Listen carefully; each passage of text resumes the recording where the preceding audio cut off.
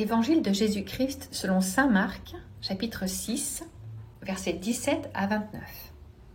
En ces temps-là, Hérode avait donné l'ordre d'arrêter Jean le Baptiste et de l'enchaîner dans la prison à cause d'Hérodiade, la femme de son frère Philippe, que lui-même avait prise pour épouse. En effet, Jean lui disait « Tu n'as pas le droit de prendre la femme de ton frère ». Hérodiade en voulait donc à Jean, et elle cherchait à le faire mourir. Mais elle n'y arrivait pas parce que Hérode avait peur de Jean. Il savait que c'était un homme juste et saint, et il le protégeait.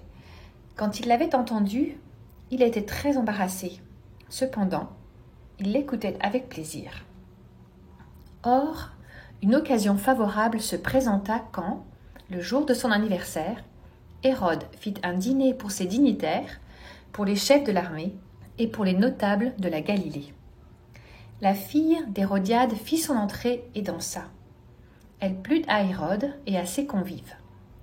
Le roi dit à la jeune fille « Demande-moi ce que tu veux et je te le donnerai. » Et il lui fit ce serment « Tout ce que tu me demanderas, je te le donnerai, même si c'est la moitié de mon royaume. » Elle sortit alors pour dire à sa mère « Qu'est-ce que je vais demander ?» Hérodiade répondit « La tête de Jean, celui qui baptise. » Aussitôt, la jeune fille s'empressa de retourner auprès du roi et lui fit cette demande. « Je veux que tout de suite tu me donnes sur un plat la tête de Jean le Baptiste. » Le roi fut vivement contrarié, mais à cause du serment et des convives, il ne voulut pas lui opposer un refus. Aussitôt, il envoya un garde avec l'ordre d'apporter la tête de Jean. Le garde s'en alla décapiter Jean dans la prison. Il apporta la tête sur un plat, la donna à la jeune fille, et la jeune fille la donna à sa mère.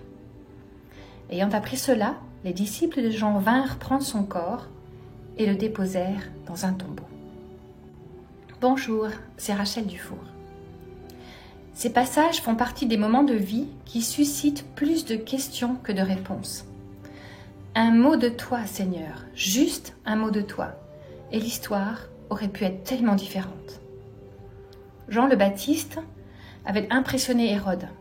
Il avait donné l'ordre de l'emprisonner à cause des vérités qu'il proclamait et de la femme de son frère qu'il avait prise pour femme.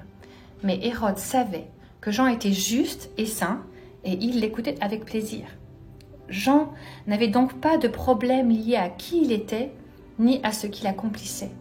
Ce n'était pas de sa faute si Hérode était après lui. Bien au contraire, Jean accomplissait la volonté de Dieu pour sa vie. Il était au cœur de son ministère et de son appel. Alors pourquoi ? Pourquoi Dieu n'a-t-il pas empêché cet assassinat de se produire ? Pourquoi a-t-il permis à son serviteur de perdre la tête d'une manière aussi horrible ?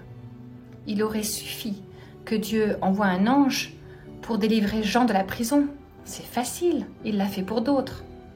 Il aurait suffi que Dieu donne du courage à Hérode en lui parlant face à face et en lui faisant changer de position par rapport à son cœur pour Dieu. C'est facile, il l'a fait pour d'autres. Tu es peut-être exactement dans la même situation. Tu lèves le poing au ciel et cries à Dieu « Pourquoi ? Pourquoi as-tu permis cela ? Pourquoi n'as-tu pas arrêté ce drame dans ma vie, dans la vie des miens ? Où étais-tu quand cela est arrivé ?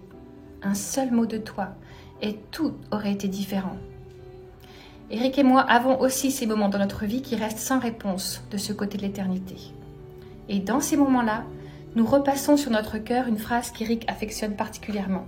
« Quand je ne comprends pas ce que Dieu fait, je choisis de faire confiance à son cœur. » Cette attitude a changé nos pourquoi en pourquoi. Pour quel objectif ? Seigneur, comment transformer l'horreur qui vient de m'arriver en quelque chose de glorieux pour toi ? Pour quel objectif as-tu permis que cela arrive ? Dieu n'envoie pas le mal vers toi, et rien de ce qui t'arrive n'est inconnu de Dieu.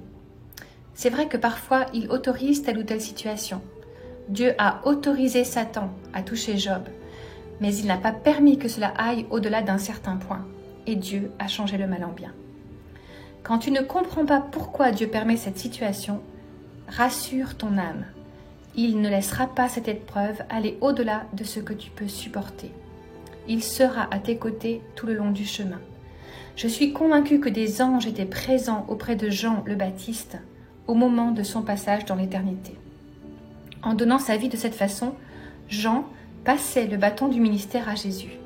Il fallait qu'il diminue pour que Jésus grandisse. Il fallait que son ministère diminue pour que celui de Jésus prenne toute la place.